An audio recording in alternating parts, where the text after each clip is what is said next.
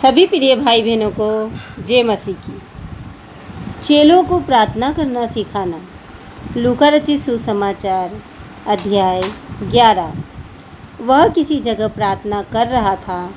जब वह प्रार्थना कर चुका तो उसके चेलों में से एक ने उससे कहा, हे प्रभु, जैसे यूहन्ना ने अपने चेलों को प्रार्थना करना सिखाया, वैसे ही हमें भी तू सिखा दे। उसने उनसे कहा, जब तुम प्रार्थना करो तो कहो, हे पिता, तेरा नाम पवित्र माना जाए, तेरा राज आए। हमारे दिन भर की रोटी हर दिन हमें दिया कर और हमारे पापों को क्षमा कर, क्योंकि हम भी अपने हर एक अपराधी को क्षमा करते हैं, और हमें परीक्षा में न ला। तब उसने उनसे कहा, तुम में से कौन है कि उसका एक मित्र हो और वह आधी रात को उसके पास जाकर उससे कहे, हे मित्र, मुझे 3 रोटियां दे, क्योंकि एक यात्री मित्र मेरे पास आया है और उसके आगे रखने के लिए मेरे पास कुछ नहीं है। और वह भीतर से उत्तर दे, मुझे दुख ना दे, अब तो द्वार बंद है और मेरे बालक मेरे पास बिछोने पर हैं, इसीलिए मैं उठकर तुझे दे नहीं सकता। मैं तुमसे कहता हूँ, यदि उसका मित्र होने पर भी उसे उठकर ना दे, तो भी उसके लज्जा छोड़कर मांगने के कारण उसे जितनी आवश्यकता हो उतनी उठकर देगा। और मैं तुमसे कहता हूँ कि मांगो तो तुम्हें दिया जाएगा, ढूंढो तो तुम पाओगे, खटखटाओ तो तुम्हारे लिए खोला जाएगा। क्योंकि जो कोई मांगता है उसे मिलता है, और जो ढूंढता है वह पाता है, और जो खटखटाता है उसके लिए खोला जाएगा। तुम में से ऐसा कौन पिता होगा कि जब उसका पुत्र रोटी मांगे तो उसे पत्थर दे, या मछली मांगे तो मछली के बदले उसे सांप दे, या अंडा मांगे तो उसे बिच्छू दे? अतः जब तुम बुरे होकर अपने बच्चों को अच्छी वस्तु देना जानते हो, तो स्वर्गीय पिता अपने मांगने वालों को पवित्र आत्मा क्यों न देगा। फिर उसने एक गूंगी दुष्ट आत्मा को निकाला।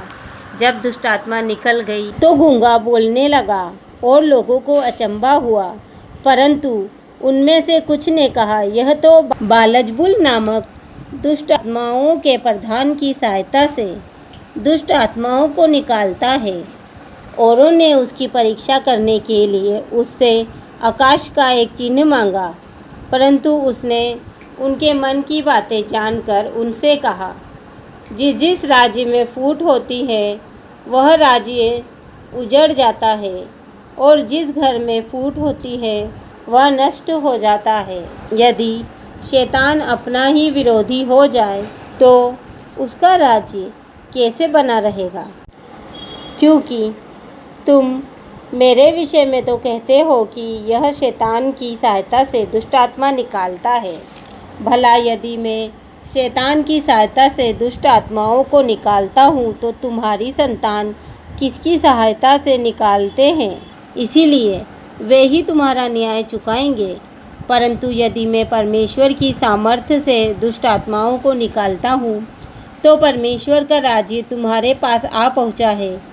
जब बलवंत मनुष्य हथियार बांधे हुए अपने घर की रखवाली करता है तो उसकी संपत्ति बची रहती है, पर जब उससे बढ़कर कोई और बलवंत चढ़ाई करके उसे जीत लेता है, तो उसके वे हथियार जिन पर उसका भरोसा था छीन लेता है और उसकी संपत्ति लूट कर बांट देता है। जो मेरे साथ नहीं वह मेरे विरोध में है, और जो मेरे साथ नहीं बटोरता वह बिखेरता है।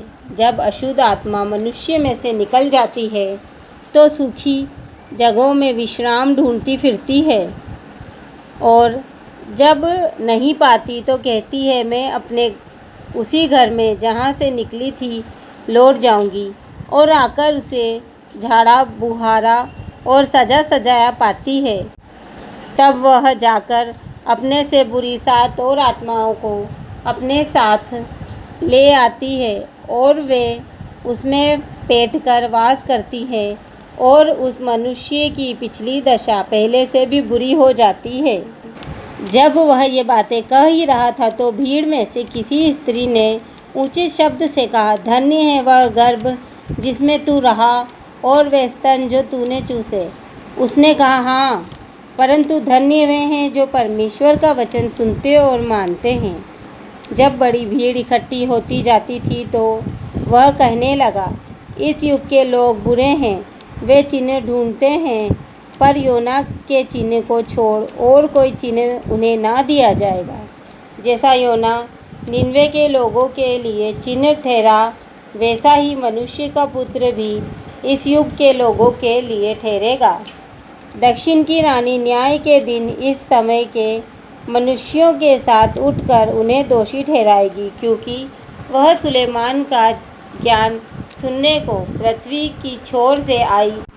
और देखो, यह वह है जो सुलेमान से भी बड़ा है। निनवे के लोग न्याय के दिन इस समय के लोगों के साथ खड़े होकर उन्हें दोषी ठहराएंगे, क्योंकि उन्होंने योना का प्रचार सुनकर मन फिराया। और देखो, यहाँ वह है जो योना से भी बड़ा है। कोई मनुष्य दिया जला के तलघट में या पैमाने के नीचे नहीं रखता, परंतु दीवट पर रखता है कि भीतर आने वाले उजियाला पाए। तेरे शरीर का दिया तेरी आँख है, इसीलिए जब तेरी आँख निर्मल है तो तेरा सारा शरीर भी उजियाला है, परंतु जब वह बुरी है तो तेरा शरीर भी अंधेरा है। इसीलिए चौकस रहना कि जो उजियाला तुझ में है वह अंधेरा ना हो जाए। इसीलिए यदि तेरा सारा शरीर उजियाला हो और उसका कोई भाग अंधेरा ना रहे तो सब का सब ऐसा उजियाला होगा जैसा उस समय होता है जब दिया अपनी चमक से तुझे उजाला देता है। जब वह बातें कर ही रहा था तो किसी फरीसी ने उससे विनती की कि मेरे यहाँ भोजन कर। वह भीतर जाकर भोजन करने बैठा। फरीसी को यह देखकर अचंभा हुआ कि उसने भोजन करने से पहले स्नान नहीं किया। प्रभु ने उससे कहा, हे फरीसियों, तुम कटोरे और थाली को ऊपर ऊपर से तो मांजते हो, परंतु तुम्हारे भीतर अंधेर और दुष्टता भरी है। हे निर्बुद्धियों, जिसने बाहर का भाग बनाया, क्या उसने भीतर का भाग नहीं बनाया?